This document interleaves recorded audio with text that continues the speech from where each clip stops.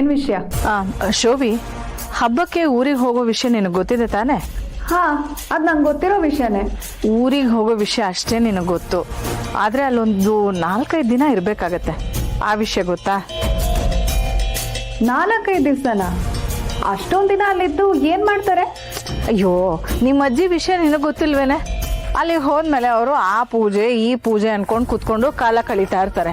ಇನ್ನು ನಮ್ಮನ್ನಂತೂ ಆ ಕೇಶವನ್ ಮನೆಯಲ್ಲೋ ಇಲ್ಲ ಆ ಸಂಜೀವನ್ ಮನೆಯಲ್ಲೋ ನಮ್ಮನ್ನ ಲಾಕ್ ಮಾಡಿಬಿಡ್ತಾರೆ ಕಣೆ.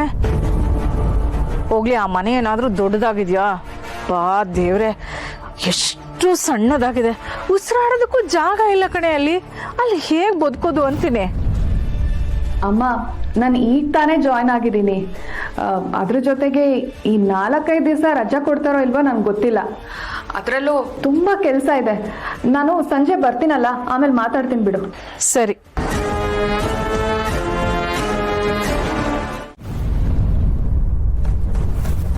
ನಿಮ್ಮಿಬ್ರಿಗೂ ಡಿವೋರ್ಸ್ ಕೊಡ್ಸಕ್ಕೆ ನಾನು ಎಷ್ಟು ಕಷ್ಟ ಪಡ್ತಾ ಇದ್ದೀನಿ. ನೀವ್ ನೋಡಿದ್ರೆ ನಾವಿಬ್ರು ರಾಮ ಸೀತೆ ತರ ಖುಷಿಯಾಗಿದ್ದೀವಿ ಅಂತ ಹೇಳ್ತಿದ್ದೀರಲ್ಲ. ಹಾಗಂತ ಸುಳ್ಳು ಹೇಳಕ್ ಆಗತ್ತಾ ಮೇಡಮ್? ಅದು ಅಲ್ಲದೆ ನಮ್ಮ ವಿಷಯಕ್ಕೆ ಇವ್ರ ಮನೆಯವ್ರ ಬಗ್ಗೆ ಇಲ್ಲದೆ ಇರೋದನ್ನೆಲ್ಲ ಹೇಳಿದ್ರೆ ಸಂಜೀವ್ ಅವ್ರಿಗೆ ಬೇಜಾರಾಗಲ್ವಾ? ಅಲ್ಲ, ನಿಮ್ಮಲ್ಲಿ ಯಾವ ಸಮಸ್ಯೆನೂ ಇಲ್ಲ ಅಂತಂದ್ರೆ ಕೋರ್ಟ್ ಡಿವೋರ್ಸ್ ಹೇಗೆ ಕೊಡುತ್ತೆ ಹೇಳಿ? ಹೌದು ಅಮೃತ ಅವ್ರೆ, ಮೇಡಮ್ ಹೇಳ್ತಿರೋದು ಸರಿ ಇದೆ. ನಿಮಗ್ ಒಳ್ಳೇದಾಗುತ್ತೆ ಅನ್ನೋದಾದ್ರೆ ಒಂದ್ ಸುಳ್ಳು ಹೇಳೋದ್ರಲ್ಲಿ ತಪ್ಪೇನಿದೆ? ಹಾಗಂತ ನೀವ್ ಸುಳ್ಳು ಹೇಳ್ತೀರಾ? ನೋಡಿ, ನೀವ್ ಮಾತ್ರ ಸುಳ್ಳು ಹೇಳೋದಿಲ್ಲ, ಆದ್ರೆ ನನಗ್ ಸುಳ್ಳು ಹೇಳು ಅಂತ ಇದ್ದೀರಾ? ನೋಡಿ, 100 ಸುಳ್ಳು ಹೇಳಿ ಒಂದ್ ಮದ್ವೆ ಮಾಡಿ ಅಂತ ಹೇಳ್ತಾರೆ. ಈಗ ಆಗಿರೋ ಮದ್ವೆನ ಒಂದು ಸುಳ್ಳು ಹೇಳಿ ದೂರ ಮಾಡ್ಕೋಬಹುದಲ್ವಾ? ನನಗ್ ಹಾಗೆ ಮಾಡೋದಿಕ್ ಬರಲ್ಲ ಸಂಜೀವ್ ಅವರೇ. ಆ ರೀತಿ ಮಾಡಿದ್ರೆ ನಿಮಗೆ ಅವಮಾನ ಮಾಡ್ದಂಗೆ ಆಗುತ್ತೆ, ನಿಮ್ಮ ಮೇಲೆ ಅನುಮಾನ ಪಟ್ಟಾಗುತ್ತೆ. ಅದು ನನಗಿಷ್ಟ ಇಲ್ಲ. ನಾನು ಯಾವ ವಿಷಯ ಹೇಳಿ ಡಿವೋರ್ಸ್ ತಗೋಬೇಕು ಅಂತಿದ್ದೀನೋ ಆ ವಿಷಯ ಹೇಳ್ತೀನಿ ಹೊರತು ಇಲ್ಲದೆ ಇರೋ ಸುಳ್ಳು ಕತೆನೆಲ್ಲ ನಾನು ಹೇಳೋದಿಲ್ಲ. ನೋಡಿ, ಇಲ್ಲಿ ವಾದ ಮಾಡಿ ಏನು ಪ್ರಯೋಜನ ಇಲ್ಲ.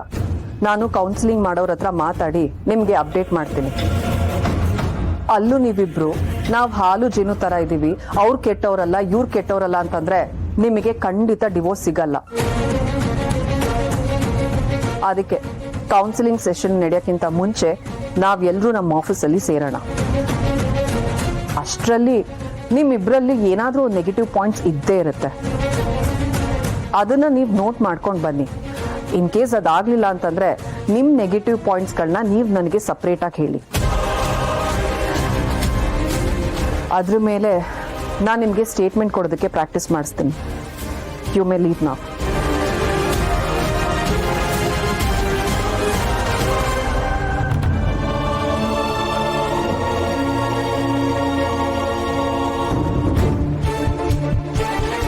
ನನ್ನ ಸರ್ವೀಸಲ್ಲಿ ಇಂಥ ಜೋಡಿ ನಾನು ನೋಡೇ ಇಲ್ಲ. ಒಬ್ರ ಮೇಲೆ ಒಬ್ರಿಗೆ ತುಂಬಾ ಕಾಳಜಿ ಇದೆ, ಅದರಿಂದ ತಪ್ಪಿಸ್ಕೊಳಕ್ಕೆ ಅಂತ ನೋಡ್ತಾ ಇದ್ದಾರೆ.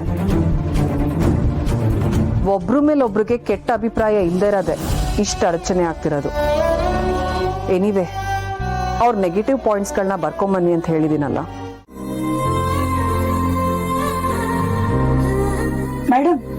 ಮೇಡಮ್ ಒಂದು ನಿಮಿಷ ಬನ್ನಿ.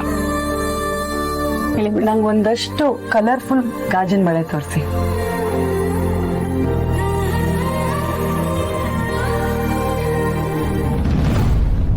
ಈಗ ತಾನೇ ಹಿಯರಿಂಗ್ ಇಂದ ಬರ್ತಿದ್ದೀವಿ, ನಾಳೆ ಕೌನ್ಸಿಲಿಂಗ್ ಇದೆ. ಇಷ್ಟೆಲ್ಲ ಟೆನ್ಷನ್ಗಳ ನಡುವೆ ಇವ್ರ ಬಳೆ ತೊಟ್ಕೊಳ್ಳೋ ಆಸೆ ಆಗ್ತಿದ್ಯಾ? ಇವ್ರನ್ನ ಅರ್ಥ ಮಾಡ್ಕೊಳಕ್ಕೆ ಆಗ್ತಿಲ್ಲ.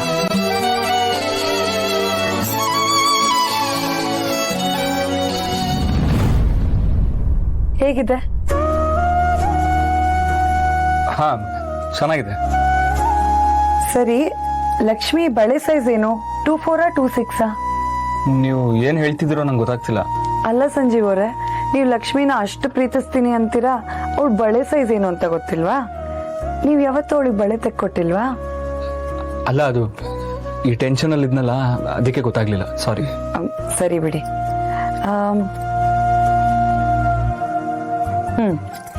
ಇವೆರಡರಲ್ಲಿ ಲಕ್ಷ್ಮಿಗೆ ಯಾವ್ದು ಸೂಟ್ ಆಗತ್ತೆ ಅಂತನಾದ್ರೂ ಹೇಳಿ.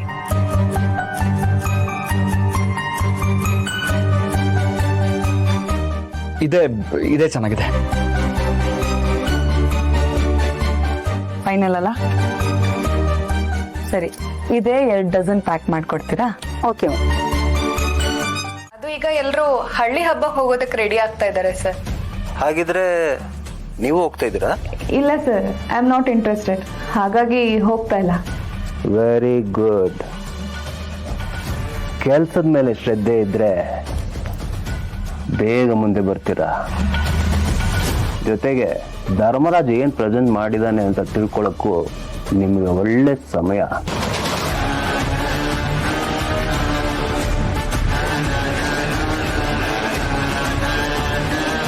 ಯಾಕೆ ಶೋಭಿತವ್ರೆ, ನಾನೀಗ ಹೇಳ್ತಾ ಇದ್ದೀನಿ ಅಂತ ಕೋಪ ಬರ್ತಾ ಇದೆಯಾ? ಅಯ್ಯೋ ಇಲ್ಲ ಸರ್, ಅದನ್ನ ಹೇಗೆ ತಿಳ್ಕೊಳ್ಳೋದು ಅನ್ನೋದ್ರ ಬಗ್ಗೆ ಯೋಚನೆ ಮಾಡ್ತಾ ಇದ್ದೆ. ಅದು ನಿಮ್ ಬುದ್ಧಿವಂತಿಗೆ ಬಿಟ್ಟಿರೋ ಶೋಭಿತವ್ರೆ. ನಮ್ಮ ಎನಿಮಿಗಳು ಎದುರಿಗಿದ್ದಾಗ ತಿಳ್ಕೊಳ್ಳೋಕ್ಕಿಂತ ಅವ್ರು ಇಲ್ಲದೇ ಇದ್ದಾಗ ತಿಳ್ಕೊಳ್ಳೋದೇ ಒಳ್ಳೇದು. ಯಾಕಂದ್ರೆ ನಮ್ಮ ಕಂಪ್ನಿಗೆ ಒಬ್ಬ ಟಕ್ಕರ್ ಕೊಡ್ತಿದ್ದಾನೆ ಅಂದ್ರೆ ನಾವು ಅವ್ರಿಗೆ ಒಂದು ಬ್ಯಾಂಕ್ ಕೊಡ್ಬೇಕಲ್ವಾ? ಖಂಡಿತ ನಿಮ್ಮಿಂದ ಆಗತ್ತೆ ಅಂತ ನನಗೆ ನಂಬಿಕೆ ಇದೆ. Can you do it? ಖಂಡಿತ ಸರ್, ನಾನು ನಿಮ್ಮ ನಂಬಿಕೆನ ಉಳಿಸ್ಕೊಳ್ತೀನಿ.